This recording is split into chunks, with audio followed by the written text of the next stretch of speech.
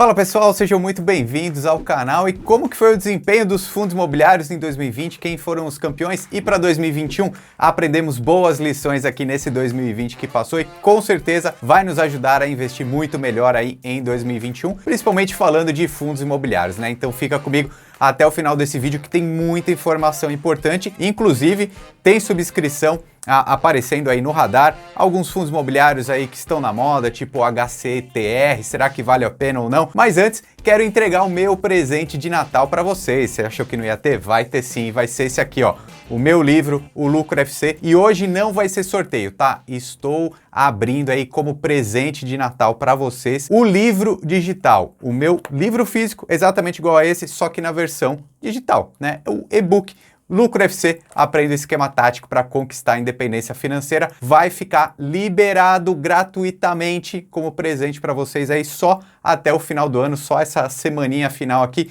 presente mesmo para vocês que me acompanharam aqui no canal ao longo desse ano todo. Fico muito feliz. Compartilhe essa informação com todo mundo porque não vai ficar liberado por muito tempo, tá? Só uma semana, livro grátis, conteúdo aí para você começar 2021 com a bola toda, beleza? É só pegar, o link tá aqui na descrição. Meu nome é Ricardo Natali, seja muito bem-vindo ao time.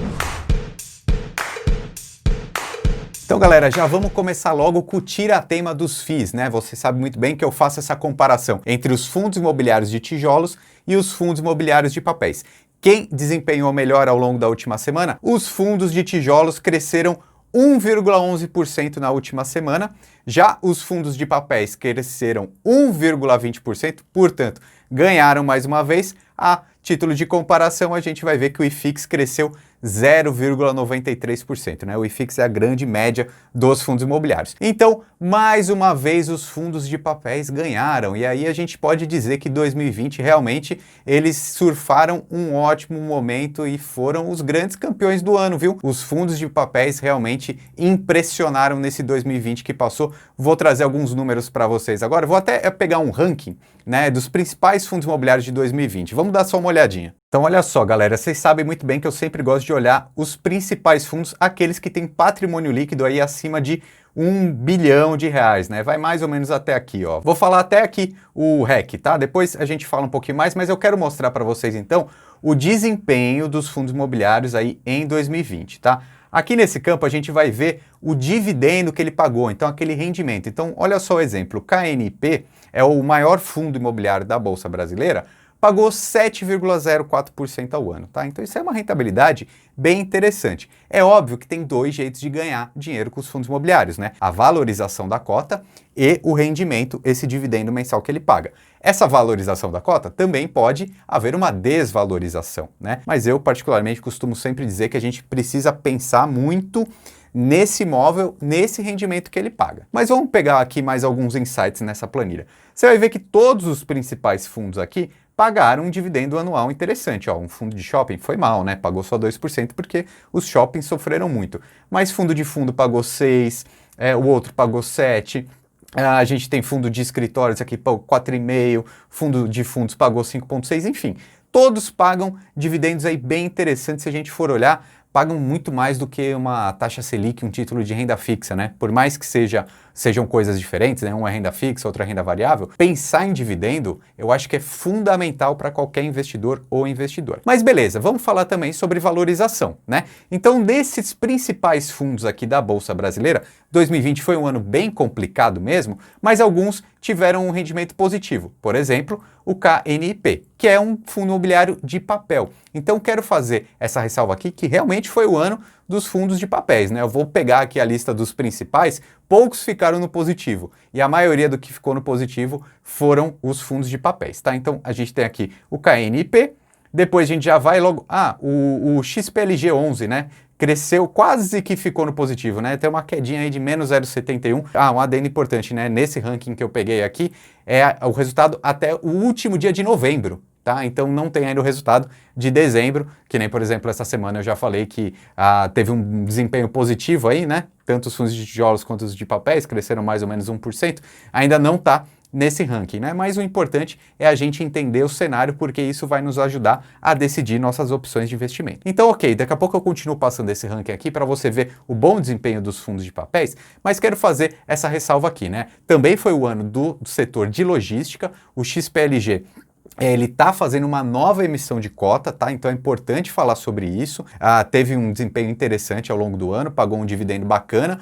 Se pegar um período um pouquinho maior, vai ver que ele está com uma valorização bem grande. Fato, as subscrições, as novas emissões de cotas são cada vez mais importantes para os investidores. Então, se você é cotista do XPLG11, por exemplo, gosta desse fundo, acha que ele tem bons imóveis, que ele tem uma boa gestão, uma boa estrutura, você quer continuar sendo cotista, então é interessante você adquirir, exercer o seu direito quanto à nova subscrição, aí, a essa emissão de cotas. Vou até mostrar aqui na tela que você vai entender um pouquinho melhor. Então, se você entrar aqui no site do XPlog, você vai ver, a cotação hoje está R$ 120,20. Clicando aqui nesse fato relevante, você vai ver que ele vai emitir novas cotas, tá? Que a gente pode ver aqui claramente, a quinta emissão de cotas do fundo no valor de 600 milhões de reais, tá? Então, o que ele vai fazer?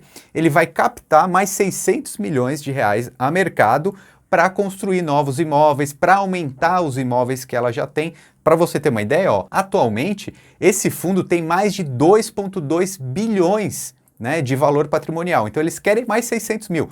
Então se você gosta desse fundo, você precisa adquirir essas novas cotas aí que você tem direito, né, uma preferência, porque senão você acaba sendo diluído, né? Ou seja, a participação que você tem nesses imóveis aí como um todo fica um pouquinho menor. Mas o grande fato é que você acaba conseguindo comprar mais barato, tá? Vou continuar aqui o fato relevante que você vai entender. Olha só, então esse direito de preferência é até dia 28 de dezembro de 2020, tá? Então se você tem cotas do XPLG, você tem direito a comprar essas novas cotas aí mais barato, a fazer essa subscrição até dia 28 de dezembro, tá? Por isso que a gente tem sempre que ficar ligado. E quanto que vai custar? R$ 113,50, mais um valor de taxa aí de 3,88, que vai dar um total aqui nessa outra página, a gente consegue ver, 117,38. Falei para você que se você for lá na Bolsa de Valores hoje para comprar, vai estar R$ 120. Se você exercer seu direito aqui, você vai estar pagando R$ 117.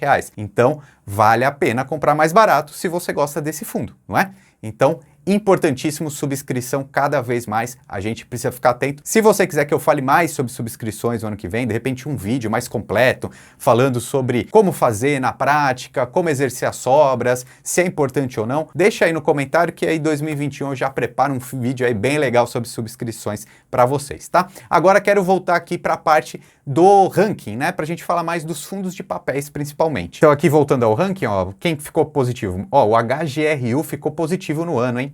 Então, essa tabela aqui é rentabilidade acumulada, a gente está considerando o dividendo, né, mais a variação da cota, né? Então, o HGRU, eu acho que é um setor que a gente tem que começar a ficar ligado o ano que vem também, é um setor mais urbano, né? O HGRU, ele tem aluguel para supermercados, para escolas, universidades, então algo bem urbano mesmo. É para se ficar de olho. Agora vamos continuar aqui para a gente ver quem mais terminou no positivo. Então a gente tem o BTLG, né, mais um do setor de logística, que foi bem no ano.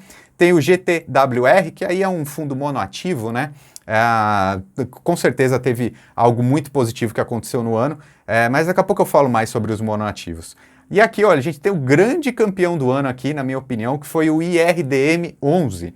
Uma rentabilidade acumulada de 19,4%, né? Então, é um fundo de papel, né? Então, ele foi muito bem esse ano. Também investe em outros fundos imobiliários e ele teve um desempenho aí realmente acima da média, o grande campeão do ano. E logo perto dele, a gente vem aqui um pouquinho mais para baixo, tem o RSR11, né? Que também é um outro fundo de papel, uma rentabilidade acumulada de 13,49%, né? E você vê que são grandes fundos aí, quase R$ 1 bilhão de patrimônio. Então, são fundos que não estão para brincadeira aí, desempenharam super bem, eu diria que foram aí os campeões de 2020. Mas ainda nessa planilha aqui, eu quero fazer uma seleção com vocês, não mais com o patrimônio líquido, mas vamos ver só pela rentabilidade acumulada, né? Então aí a gente vai ver, por exemplo, esse daqui deu 60,81%, mas é óbvio que é uma distorção, né? Se ele pagou 42% de dividendo, provavelmente é um fundo de desenvolvimento, de construção, algo nesse sentido. Ele tem que ter vendido algum imóvel, algum ativo, para ter um ganho de capital e distribuir para os cotistas. O que eu quero dizer? É um dividendo extraordinário, não vai acontecer toda vez, né? Não é o inquilino que está pagando toda vez, é uma venda. E se a gente for ver todos os outros primeiros aqui, todos têm um patrimônio líquido aí bem baixo, na casa dos milhões e não dos bilhões. A gente vai ter o maiorzinho aqui nesse ranking, é o HCTR11, que inclusive é um fundo que está na moda, perto desse outro aqui também, que todo mundo pergunta, ó, o TORD11. Então, assim, eu até separei aqui o relatório gerencial deles, por quê? Esses fundos tiveram um bom desempenho? Sim, mas fique atento, eles são muito arriscados. Por mais que eles sejam fundos de papéis, a gente tem sempre que entender o que tem dentro do fundo. Então vamos olhar junto aqui o relatório gerencial que você vai entender o que eu quero dizer. Vamos começar aqui pelo HCTR11, então? O que é esse fundo aqui, tá? A maioria dos imóveis que estão nesse fundo, eu já vou até a parte aqui dos imóveis, são imóveis ali multi-inquilinos, tá? Então, por exemplo, ó, aqui a gente vai ver um resort em Gramado, a gente tem aqui um condomínio lá em Teresina, no Piauí, a gente vai ver outro resort aqui em Olímpia, enfim, todos têm essa característica aí muito parecida. E se a gente entrar no TORD, a gente vai ver algo muito parecido aqui, o Tordesilhas. Ele até diz, ó, o fundo Tordesilhas performou conforme esperado, tendo como destaque a distribuição de dividendos da investida Ondas Praia Resort, né? Então aqui algum lucro que ele teve na operação, aí deve ter vendido algumas unidades desse fundo. Tanto que se a gente for descer aqui um pouquinho, a gente vai ver que na alocação do fundo, ó, 33% são de equities, ou seja, ele é dono de alguns desses empreendimentos, né? Que é, por exemplo, esse daí, né? O Ondas Praia Resort, que é lá em Porto Seguro. Então, qual que é a questão desses ativos aí que são multi-inquilinos, tá?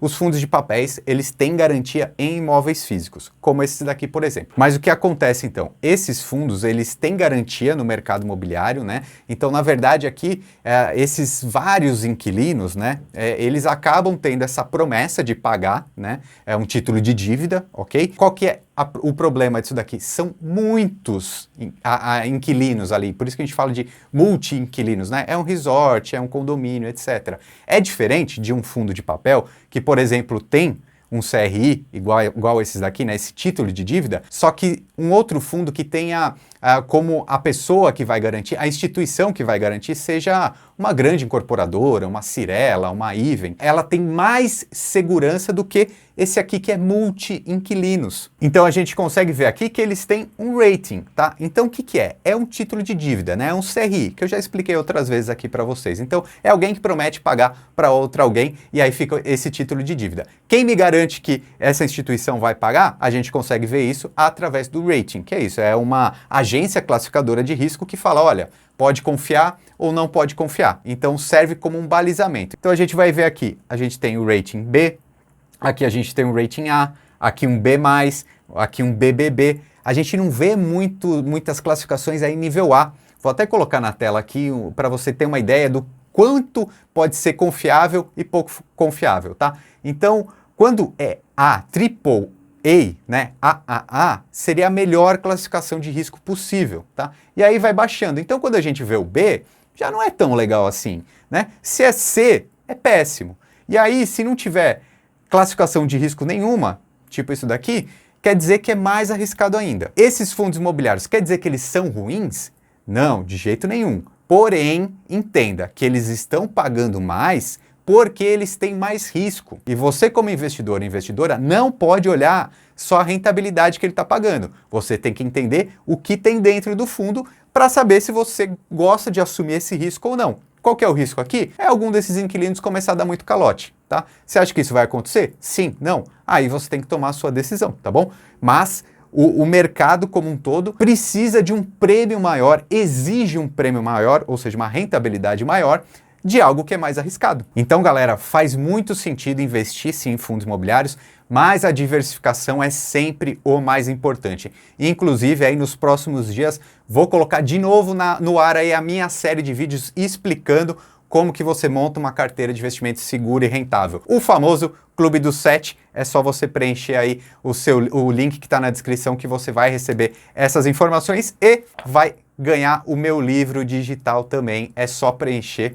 entrar no link que está na descrição, preencher seu e-mail ali que a gente envia para você meu livro digital, o PDF. Você vai poder entrar 2021 aí com muito conhecimento e também vai poder estar junto comigo no Clube do 7, tá bom? Compartilhe esse vídeo com seus amigos então, tenha um ótimo 2021, estaremos juntos com certeza. Meu nome é Ricardo Natali, seja bem-vindo ao time.